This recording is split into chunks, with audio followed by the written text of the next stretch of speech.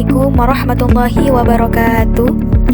Kami mahasiswa dari Institut Agama Islam Nahdlatul Ulama Tuban. Kami Prodi Pendidikan Agama Islam semester 1 kelompok 5.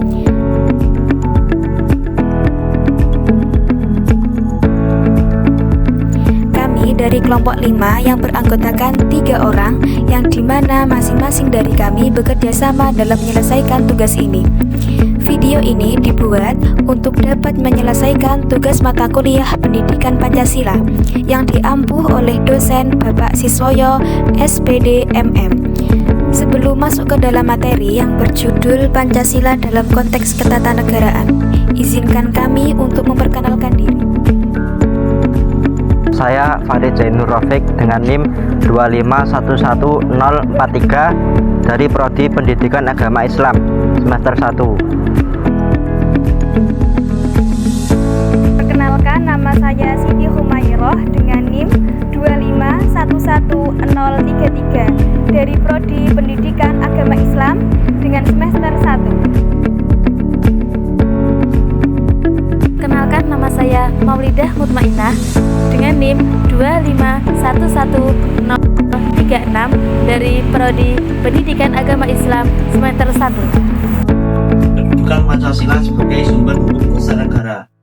Pancasila sebagai dasar negara mengandung arti bahwa Pancasila adalah sumber dari segala nilai, norma, dan aturan hukum yang berlaku di Indonesia. Artinya, peraturan perundang-undangan yang berlaku di Indonesia harus sesuai dengan Pancasila. Adapun pengertian mengenai kedudukan Pancasila sebagai dasar negara sebagai berikut.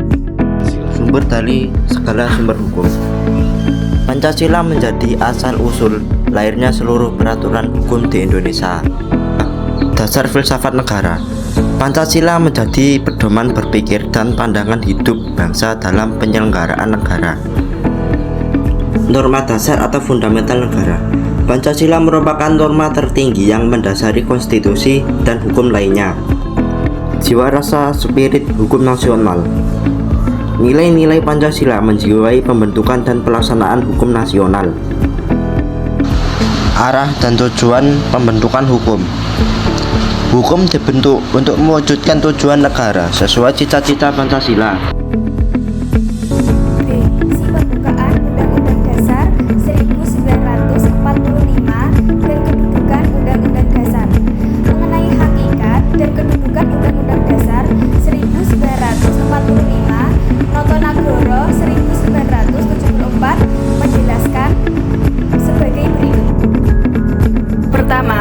Bahwa di dalam pembukaan Undang-Undang Dasar 1945 terdapat dasar-dasar pokok kerohanian negara.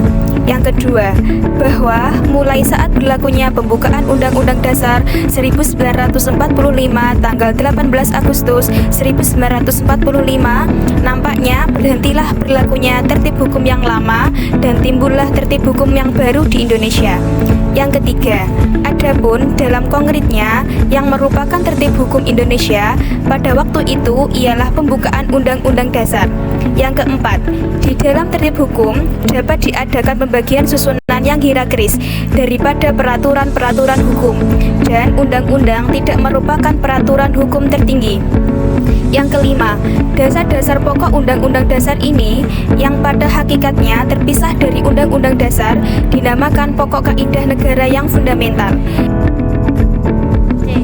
Sistem ketatanegaraan Indonesia sebelum amandemen dan sesudah amandemen Undang-Undang Dasar 1945.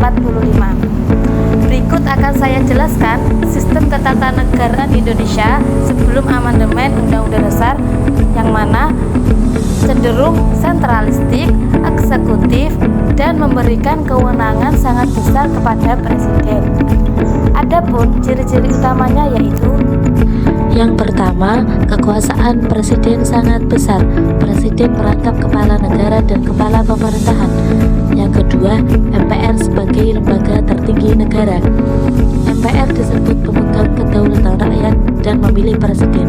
Yang ketiga, kekuasaan kehakiman belum independen sepenuhnya. Kekuasaan kehakiman berada di bawah pengaruh eksekutif.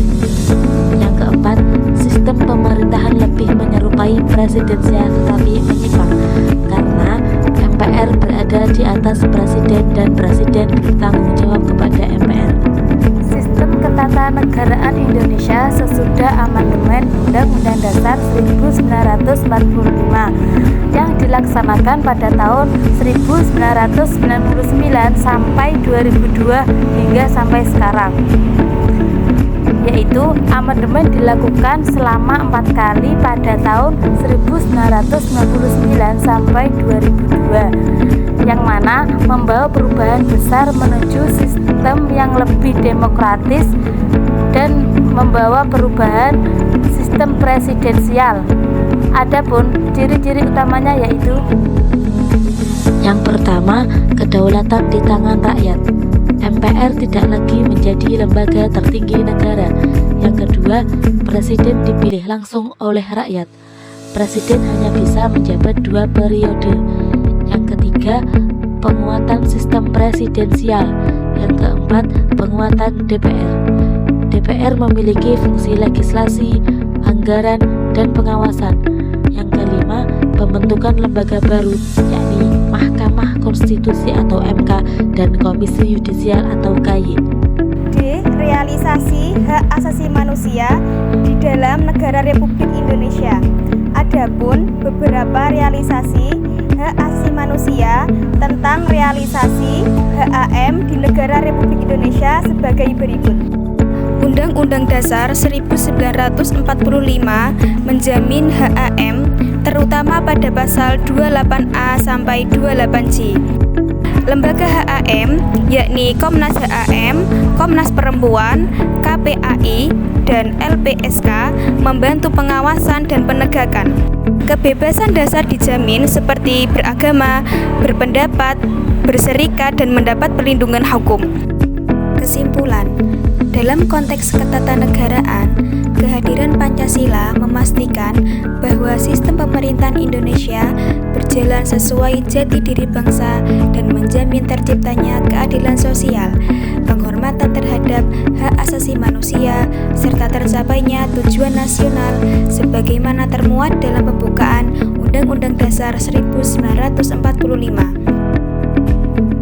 Demikianlah materi yang dapat kami sampaikan. Apabila ada salah kata dan perilaku yang kurang berkenan, saya mewakili kelompok 5 mohon maaf sebesar-besarnya. Wabillahil taufiq wal hidayah. Assalamualaikum warahmatullahi wabarakatuh.